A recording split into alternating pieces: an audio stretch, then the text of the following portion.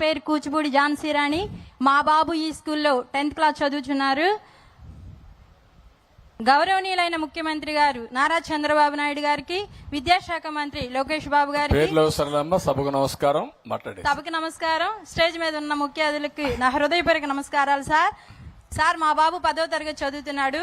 10వ తరగతి అయిపోయిన తర్వాత ఉపాధి హామీ ఎక్కువగా ఉన్న కోర్సులపై అవగాహనకు కెరీర్ గైడెన్స్ కల్పిస్తారని ఆశిస్తున్నాను సార్. మీ బాబు ఏం చేయాలనుకుంటున్నావు? నువ్వు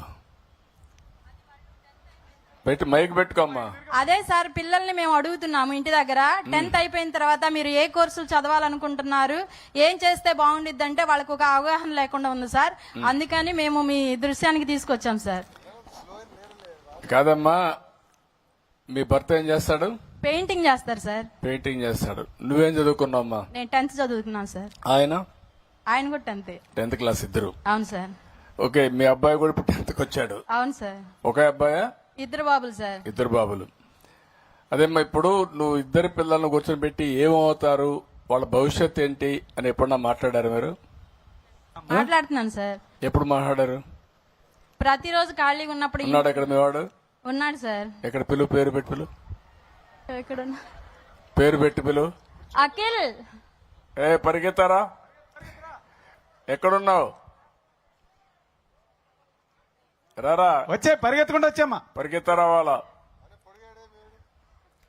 రా, రన్ రన్.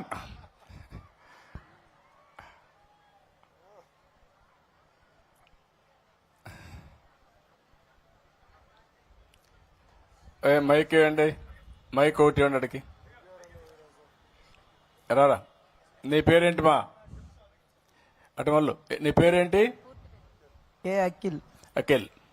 ఏంటి మీ అమ్మ అడిగింది? ఎప్పుడన్నా కూర్చొని పెట్టి మీ అమ్మ నాన్న నీతో కూర్చొని అడిగారా ఏమవుతావు పెద్ద అయినాకని? అడిగారా? అడిగారు సార్. ఎన్నిసార్లు అడిగారు మా? చాలా సార్లు అడిగారు సార్. ఏం చెప్పావు నువ్వు? పోలీస్ అవుతానన్నాను సార్. అవుతా అన్నావా? ఏంటి పోలీస్ కావాలని ఎందుకు అనుకున్నావు? నీకు తెలిసిన వాళ్ళు పోలీసులు ఉన్నారా? దగ్గర పెట్టుకో. నీకు తెలిసిన వాళ్ళు ఎవరున్నా పోలీసులు ఉన్నారా? లేరు సార్. మరి ఎందుకు కావాలనిపించింది? ఎక్కువ అధికారం ఉంది, కర్ర చేతిలో ఉంది, తుపాకు ఉంది, అందరూ భయపడతారు, అంతేనా? కాదు సార్. ఏంటి చెప్పు, నువ్వు వండుకుని చెప్పు. ఫ్రీగా మాట్లాడు, ఒక స్నేహితుడిగా మాట్లాడు, నీ వెల్విషర్గా, శ్రేయోభిలాషి మాట్లాడు. సమాజం సేవ కోసం సార్. సమాజ సేవ కోసం.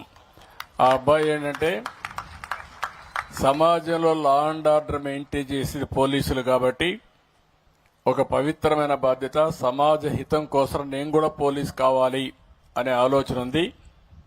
దాన్ని మనం అప్రిషియేట్ చేయాలి. ఇక్కడ నేను చెప్పే వర్షన్ ఏంటంటే, తల్లి తండ్రి పిల్లలు మీరందరూ కూర్చొని ఆలోచించాలి, పిల్లల్ని ప్రోత్సహించాలి. ఆయన పోలీస్ కావాలంటే తప్పులేదు. ఒక మంచి ఉద్దేశంతో నేను పోలీస్ కావాలన్నానంటే బాగా ప్రోత్సహించి ఐపీఎస్ ఆఫీసర్ని చేసే బాధ్యత తల్లి తండ్రి తీసుకుంటే అప్పుడు వాళ్ళ ఆశయం కూడా నెరవేరుతుంది. ఇంకొక పక్కన అందరూ పిల్లలు చిన్న చిన్న ఆలోచనలే కాకుండా బాగా చదువుకొని ఇప్పుడు చాలా మంది పరిశ్రమలు పెట్టే పరిస్థితి వచ్చారు. నేను అందుకే ఒక మాట అన్నారు, 1 ఫ్యామిలీ 1 ఆంటర్ప్రెన్యూర్ అని. ప్రతి ఒక్క ఇంట్లో ఒక పరిశ్రమ పెట్టే వ్యక్తి ఉండాలని, మీరు గాని మీ పిల్లలు గాని. ఆ ఆలోచన కూడా రావాలి. అవన్నీ మళ్లీ మాట్లాడదాం. కానీ తల్లి తండ్రి పిల్లల్ని కరెక్ట్ గా గాని ఎప్పటికప్పుడు జాగ్రత్త తీసుకొని వాళ్ళలో ఒక స్ఫూర్తిని రగిలించగలిగితే ఏ స్థాయికైనా ఎదిగే అవకాశాలుంటాయి. మీరు అది చేస్తానే ఉండాలి. వదిలిపెట్టకుండా చేస్తే మంచి ఫలితాలు వస్తాయని చెప్పి తెలియజేసుకుంటూ, మీ అమ్మా నాన్న మాట వింటున్నావా? వింటున్నా సార్. కొంతవరకైనా? పూర్తిగా వింటున్నావు? కొంతవరకు వింటున్నావా? పూర్తిగా వింటాను సార్. పూర్తిగా వింటాను. అంటే నీకు వ్యక్తిత్వం లేదా?